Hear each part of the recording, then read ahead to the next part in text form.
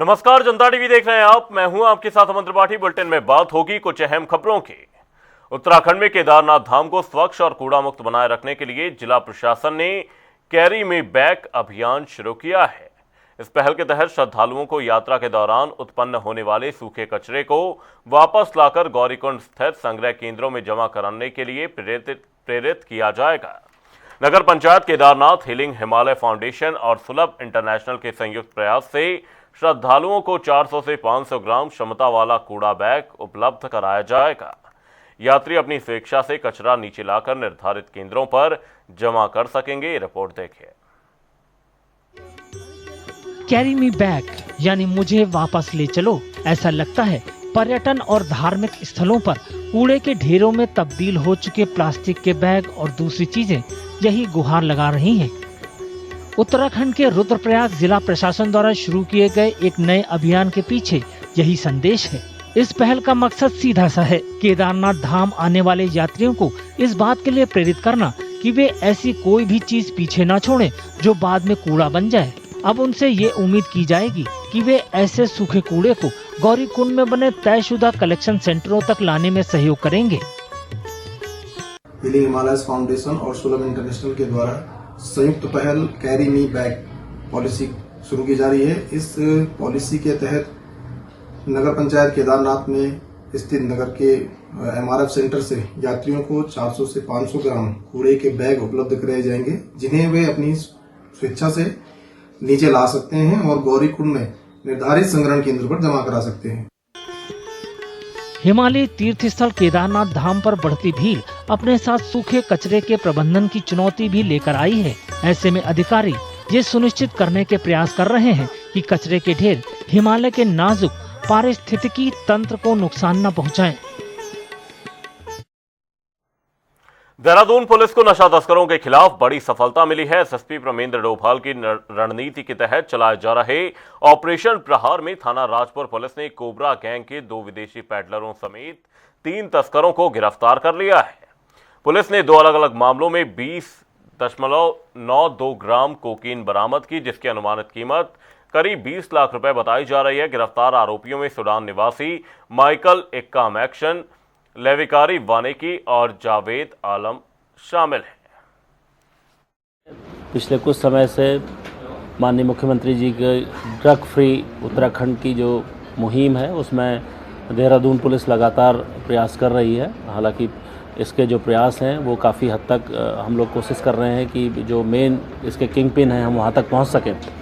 इसी में एक महत्वपूर्ण जो सूचना कल हमें मिली थी थाना राजपुर पुलिस को, जिसमें कल 2 जून को कुछ लोग दिल्ली से ड्रग पेडलिंग को लेके यहाँ पर आए थे और उनके द्वारा यहाँ पर अलग अलग जगह पे कुछ ड्रग्स को सप्लाई किया जाना था।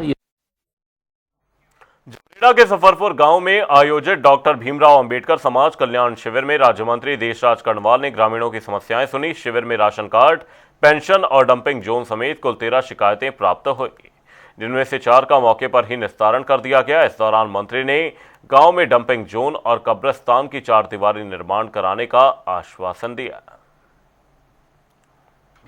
आज यहाँ गांव सफरपुर में बाबा साहब डॉक्टर भीमराव अंबेडकर बहुउद्देशीय शिविर का आयोजन किया गया था, जो हर गांव में किया जा रहा है माननीय मंत्री जी के द्वारा। यहाँ भी आज शिविर का आयोजन किया गया और शिविर में बहुत सारी समस्याएं। आज हमारी ग्राम पंचायत के ग्राम सफरपुर में माननीय मंत्री जी द्वारा डॉक्टर भीमराव अंबेडकर शिविर जो लगाया गया है उसमें काफ़ी समस्याएं हैं। जैसे ग्राम पंचायत स्तर की समस्या थी, कुछ ब्लॉक स्तर की समस्या थी, कुछ जिला स्तर की समस्याएं थी और जिनको मौके पर ही कुछ को तो निस्तारण। सफरपुर गांव ये बारात घर में बाबा साहब डॉक्टर भीमराव अंबेडकर समाज कल्याण बहुउद्देशीय शिविर का आयोजन किया गया, जिसमें लगभग 13 समस्याएं आई। 4 समस्याओं का मौके पर ही निदान हुआ और जो समस्या जैसे डंपिंग जोन बनाने की है, गांव का कूड़ा एक तालाब में गिरा जा रहा था। रामनगर में कांग्रेस कार्यकर्ताओं की बैठक में नेता प्रतिपक्ष राहुल गांधी के 2 दिवसीय उत्तराखंड दौरे को सफल बनाने को लेकर मंथन किया गया। बैठक में कार्यकर्ताओं को विभिन्न जिम्मेदारियां सौंपी गई और कार्यक्रम की तैयारियों पर चर्चा की गई। पूर्व विधायक रणजीत सिंह रावत ने कहा कि राहुल गांधी 4 जून को अल्मोड़ा और पौड़ी में जनसभाओं को संबोधित करेंगे, जबकि 5 जून को देहरादून में कार्यकर्ताओं से संवाद करेंगे। राहुल गांधी जी आज देश में एक ऐसे नेता के रूप में उभरे हैं कि पूरे देश की, दुनिया की नज़र उन पर टिकी है, क्योंकि जिस तरह से आज अराजकता भाजपा की सरकार में हो गई है, महंगाई दिनों दिन बढ़ती जा रही है, बल्कि आप लोगों को आज पता नहीं जानकारी है या नहीं है, कॉमर्शियल गैस सिलेंडर पे आज भी 43 रुपये बढ़ा दिए गए हैं। उत्तराखंड में राहुल गांधी के दौरे से पहले बीजेपी प्रदेश प्रवक्ता कुंवर जपेंद्र सिंह ने कांग्रेस पर तीखा हमला बोला। उन्होंने कहा कि राहुल गांधी के उत्तराखंड आने की खबर के बाद कांग्रेस इतिहास की बातें कर रही है, जबकि उसे अपने इतिहास पर भी जवाब देना चाहिए। जपेंद्र सिंह ने कांग्रेस पर भ्रष्टाचार और देश के विभाजनकारी राजनीतिक इतिहास से जुड़े आरोप लगाते हुए कहा कि जनता के सामने कांग्रेस को अपना वास्तविक इतिहास रखना चाहिए। बड़ी अजीब बात है कि कांग्रेस के राहुल गांधी जी के उत्तराखंड आगमन की जैसे ही खबर उत्तराखंड के कांग्रेसियों को मिली तो कांग्रेसी ऐतिहासिक बातें बहुत करने लग गए, अपने कांग्रेस के इतिहास को लेके, अपने कांग्रेस के कार्यप्रणालियों को लेके। तो भ्रष्टाचार की जननी कांग्रेस, भगत सिंह, राजगुरु, सुखदेव जैसे क्रांतिकारियों को फांसी के फंदे तक पहुंचाने में मदद करने वाली कांग्रेस। अल्मोड़ा में 4 जून को प्रस्तावित कांग्रेस नेता राहुल गांधी की जनसभा को लेकर तैयारियां तेज हो गई हैं और इस पर हल्द्वानी पहुंचे कांग्रेस नेता प्रीतम सिंह ने बयान दिया है। उन्होंने कहा कि कार्यकर्ताओं और आम जनता में भारी उत्साह है। साथ ही उन्होंने दावा किया कि राहुल गांधी अल्मोड़ा से 2027 विधानसभा चुनाव का बिगुल फूंकेंगे। राहुल जी का 4 जून को जो है अल्मोड़ा में एक जनसभा को संबोधित करेंगे। कांग्रेस के कार्यकर्ताओं में भारी उत्साह है और आम जन भी राहुल गांधी जी की ओर बड़े विश्वास के साथ देखने का काम कर रहा है। राहुल जी अल्मोड़ा के जो जनसभा है उसके माध्यम से कांग्रेस के जनों का आह्वान भी करेंगे कि 2027 की जो चुनौती हमारे सामने है उस चुनौती पर हम कैसे पार पाने का काम करें, इसका पथ प्रदर्शन भी करने का काम वो करें। अच्छा, क्या लगता है कि उत्तराखंड की राजनीति में जिस तरीके से चल रहा है उसमें क्या कुछ मुद्दे कांग्रेस की तरफ से रहेंगे? देखिए, जहाँ तक मुद्दों की बात है, मुद्दों की भरमार है। सत्ता में बैठे हुए लोगों ने इस प्रदेश में और इस देश में जो अराजकता का माहौल पैदा किया है जिससे आम जन त्रस्त है। नारा बहुत अच्छा था कि बहुत हुई महंगाई की मार, अब की बार जो सत्ता में बैठे हुए लोग हैं उनकी सरकार, लेकिन महंगाई से आम आदमी का जीना दूर हो गया है। प्रदेश में बढ़ती महंगाई, बेरोजगारी और परीक्षाओं में नकल के सवालों पर बीजेपी प्रदेश प्रवक्ता कुंवर जपेंद्र सिंह ने पलटवार करते हुए कहा कि ये सब विपक्ष की ही पोल खुल रही है। उन्होंने कहा कि पहले भी भ्रष्टाचार होते थे लेकिन दब जाते थे, लेकिन बीजेपी सरकार में सभी नक्सल, भ्रष्टाचारी, साजिशकर्ता, आतंकवादी और समाज में द्वेष फैलाने वाले लगातार पकड़े जा रहे हैं। कुंवर जपेंद्र ने नीट प्रकरण का हवाला देते हुए कहा कि 48 घंटे में सीबीआई अपराधियों तक पहुंच गए। वहीं शिक्षा मंत्री ने ऐलान किया कि भर्ती परीक्षा दोबारा होगी और युवाओं से शुल्क नहीं लिया जाएगा। सुनिए क्या कुछ कहा। ये विपक्ष की ही पोल खुल रही है। पहले भी ये सब भ्रष्टाचार होते थे लेकिन वो दब जाते थे, लेकिन भारतीय जनता पार्टी की सरकार में सभी नक्सस पकड़े जा रहे हैं, सभी भ्रष्टाचारी पकड़े जा रहे हैं, सभी साजिशकर्ता पकड़े जा रहे हैं, सभी आतंकवादी पकड़े जा रहे हैं, सभी समाज के अंदर द्वेष फैलाने वाले पकड़े जा रहे हैं। और अभी हमने नीट के प्रकरण में देखा कि 48 घंटे के अंदर अंदर सीबीआई के हाथ अपराधियों के गिरेबान तक पहुंच गए और उसमें हमारे शिक्षा मंत्री जी ने ऐलान भी किया कि बिल्कुल युवाओं की ये भर्ती परीक्षा दोबारा होनी है, इसमें उनसे शुल्क नहीं लिया जाना है। उत्तराखंड में राहुल गांधी के 2 दिवसीय दौरे से पहले सियासी बयानबाजी तेज हो गई है। बीजेपी के वरिष्ठ नेता और पूर्व केंद्रीय मंत्री रमेश पोखरियाल निशंक ने राहुल गांधी पर तंज कसते हुए कहा कि वो अनजाने में बीजेपी की काफी मदद करते हैं। निशंक ने कहा, सभी पार्टियां अपनी अपनी तरह से काम करती हैं, लेकिन राहुल जी तो बीजेपी की बहुत मदद करते हैं। उनके इस बयान के बाद कार्यक्रम में मौजूद नेताओं और कार्यकर्ताओं के बीच हंसी का माहौल बन गया। पार्टियां हैं, लेकिन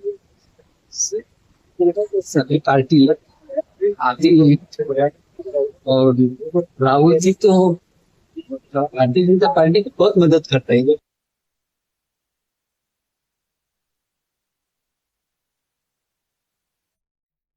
रुड़की लक्सर मार्ग पर उत्तराखंड परिवहन निगम की नई बस सेवा का शुभारंभ परिवहन मंत्री प्रदीप बत्रा और खानपुर विधायक उमेश कुमार ने संयुक्त रूप से किया। नई बस सेवा शुरू होने से क्षेत्र के यात्रियों, छात्रों, कर्मचारियों और व्यापारियों को आवागमन में बड़ी सुविधा मिलेगी। परिवहन मंत्री प्रदीप बत्रा ने कहा कि राज्य सरकार प्रदेश के हर क्षेत्र तक बेहतर और सुलभ परिवहन सुविधाएं पहुंचाने के लिए लगातार कार्यरत है।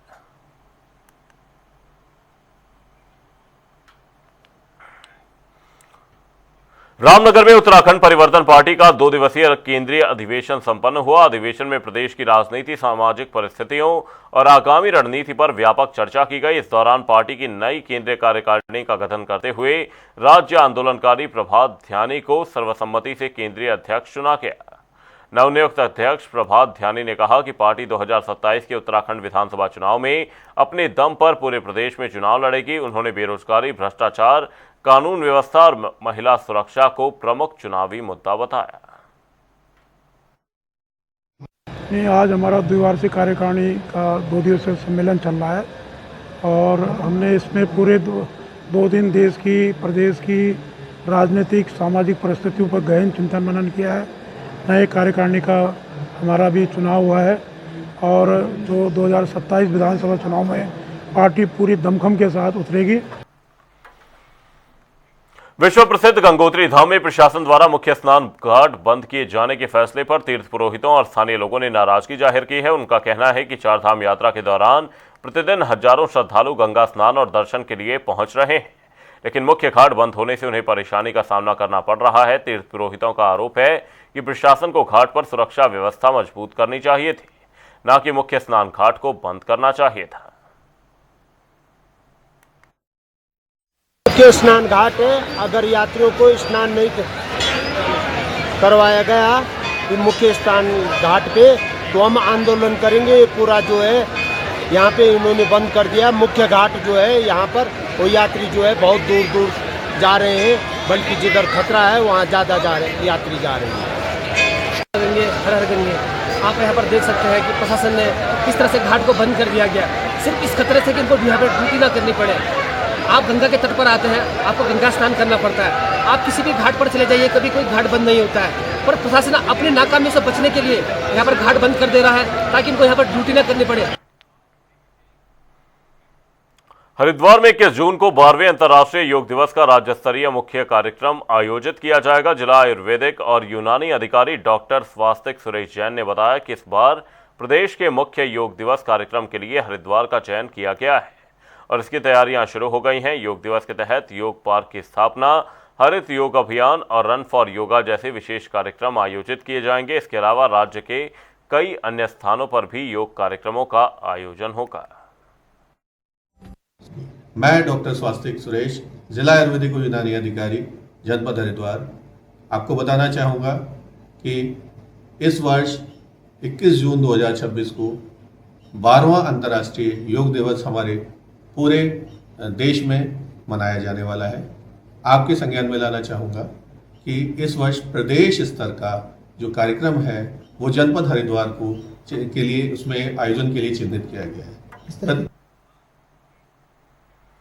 नीट परीक्षा में पेपर लीक और सीबीएसई मूल्यांकन में कथित गड़बड़ियों के विरोध में कांग्रेस कार्यकर्ताओं ने देहरादून स्थित सीबीएसई क्षेत्रीय कार्यालय पर प्रदर्शन किया। प्रदर्शन का नेतृत्व कांग्रेस के वरिष्ठ प्रदेश उपाध्यक्ष सूर्यकांत धस्माना ने किया।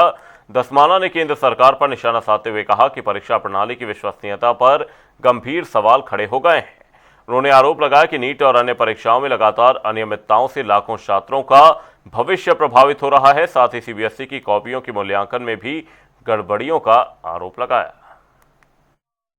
ये केंद्र की सरकार जब से केंद्र में आई है तब से ही लगातार भारत की शिक्षा व्यवस्था को उसके ऊपर चोट करने का काम कर रही है।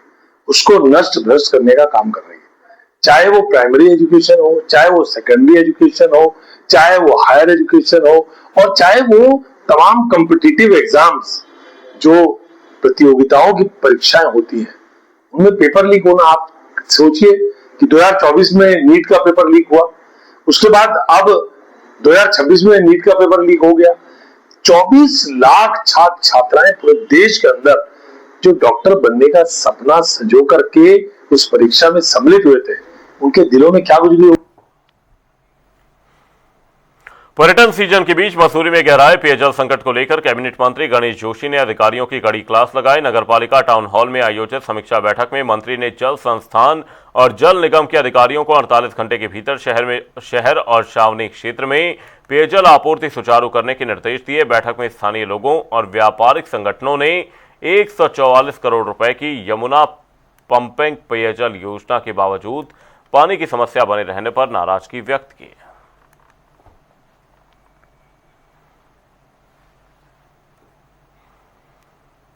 पहाड़ों की रानी मसूरी में अचानक मौसम बदल गया। तेज बारिश और ओलावृष्टि के बाद तापमान में भारी गिरावट दर्ज की गई, जिससे शहर में एक बार फिर ठंड का एहसास होने लगा। सुहावना मौसम होते ही पर्यटकों के चेहरे खिल उठे और उन्होंने ठंडी हवाओं और धुंध का जमकर आनंद लिया। मैदानी इलाकों की भीषण गर्मी से राहत पाने पहुंचे सैलानियों के लिए मौसम किसी सौगात से कम नहीं रहा। वहीं दूसरी ओर लगातार हो रही ओलावृष्टि ने किसानों की चिंता बढ़ा दी है।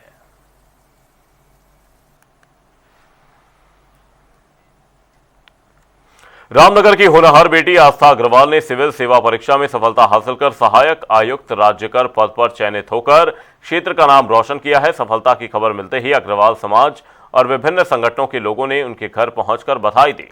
आस्था अग्रवाल ने अपनी सफलता का श्रेय भगवान, माता पिता और परिवार के सहयोग को दिया। उन्होंने बताया कि ये उनका दूसरा प्रयास था और निरंतर मेहनत और अनुशासन के बल पर उन्हें ये उपलब्धि मिली। अभी बहुत अच्छा लग रहा है और मेरी पढ़ाई स्टार्टिंग रामनगर से ही हुई है। मैंने अपनी स्टार्टिंग की education Guru Nanak public school से करी है। उसके बाद मेरी higher education MP inter college से रही है। Afterwards I did my graduation and post graduation from university of Delhi. उसके बाद से मैं अपनी सिविल सर्विसेज की तैयारी करती हूँ। बहुत ज़्यादा खुशी है, बिटिया की लाइफ में मेहनत करी उनने, हमने सोचा भी नहीं था जो उन्होंने हासिल किया। पूरे रामनगर में नाम रोशन करा, जिसके हमें आज अधिकारी बनने के लायक नहीं थे, उसने उस कड़ी पे खड़ा कर दिया।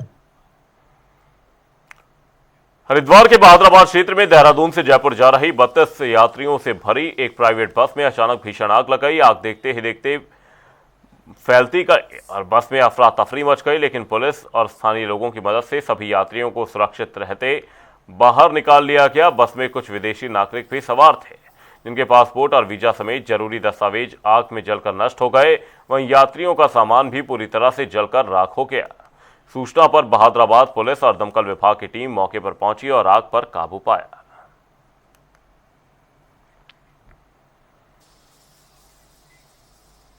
काशीपुर के एक निजी अस्पताल पर इलाज में लापरवाही और मरीज को समय पर भर्ती न करने के गंभीर आरोप लगे हैं। पीड़ित बबलू अली के परिजनों का आरोप है कि ऑपरेशन के बाद मरीज की हालत बिगड़ गई और बाद में अस्पताल ने उपचार देने से इनकार कर दिया। परिजनों का कहना है कि गंभीर हालत में मरीज को अस्पताल लाया गया, लेकिन विशेषज्ञ डॉक्टर उपलब्ध न होने का हवाला देकर भर्ती नहीं किया गया। उन्होंने आरोप लगाया कि मरीज की स्थिति लगातार खराब होती गई और उन्हें दूसरे अस्पतालों के चक्कर लगाने पड़े। मुंडिया कला के रहने वाले हैं। हमारे भाई की मारपीट हुई, जो भी हुआ उसका मतलब चोट लगी, तो ये बोले कि तलवार एक तरफ से इसके पार हो गई है, पेट में, भूख में। ये बोले किडनी निकलेगी ना, पहले मना कर दी निकाल लो, बोले रिपेयरिंग होगी तो रिपेयरिंग कर देंगे। मैंने कि चलो कोई बात नहीं, रिपेयरिंग कर देना। फिर इन्होंने ऑपरेशन तय करा हमसे, हाथ समेत के हाथ का ऑपरेशन है, झिल्ली कटा हुई है और एक दीवार बताई, दीवार होती है वो भी कटा हुई है। इसकी सबकी रिपेयरिंग होगी। 80,000 रुपये हम ऑपरेशन के लेंगे, 80,000 ऑपरेशन के लेंगे। तो हमने, मैं और ये थे, हमने हाथ जोड़े, मैंने कुछ कम कर लो, बोले नहीं वो 20,000 अभी काउंटर पे जमा करो। तो 20,000 काउंटर पे जमा करे। इन्होंने ऑपरेशन खोला, इन्होंने फिर उसके बाद जो है इन्होंने हमें गुर्दा निकाल के दे दिया कि कट गया, खराब है। तो जब आंत का भी इन्होंने जब हमसे बात करी, आंत तय करी, तो आंत का इन्होंने ऑपरेशन नहीं करा। इन्होंने जो है वो गुर्दा निकाल के ऐसी टाँके भर के ऐसी दे दिया, सफाई कुछ करी नहीं, सर्जरी करी नहीं। अब जहाँ इन्होंने फिर रेफर करा 6 दिन के बाद, 6 दिन उन्होंने अपने हॉस्पिटल में रखा। 6 दिन उन्होंने ऐसा बिल बनाया, कभी 26,000 की दवाई, कभी 25,000 की, कभी 5,000 की, कभी 10,000 की, एक जंक्शन 10,000 का। इन्होंने ऐसी रेड़ मार दी भाई साहब के अब इन्होंने 6 दिन इलाज कराने के बाद जब काउंटर पे बिल बनवाया तो उन्होंने काउंटर पे इतना बिल बनवाया कि 200 रुपये भी कम नहीं कर रहे थे।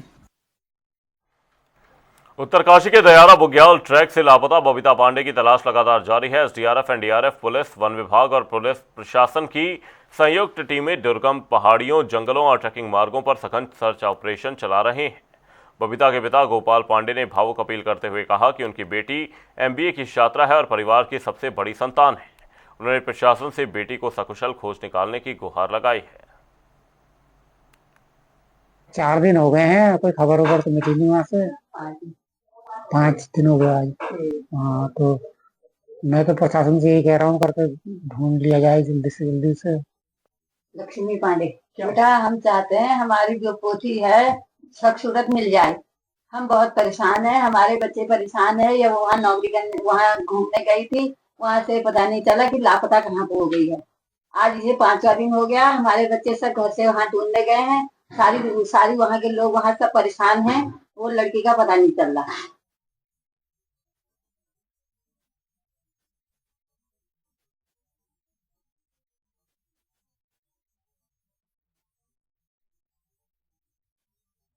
डॉग स्क्वाड की मदद से सर्च ऑपरेशन जारी है। आपको बता दें, बेटी की सुरक्षित वापसी के लिए परिवार की ओर से भावुक अपील की गई। आपको बता दें, दयारा बुग्याल से लापता बबीता पांडे की तलाश जारी है। बुलेटिन में फिलहाल के लिए सिर्फ इतना ही, रुकेंगे एक छोटे से ब्रेक के लिए। देखते रहिए जनता टीवी।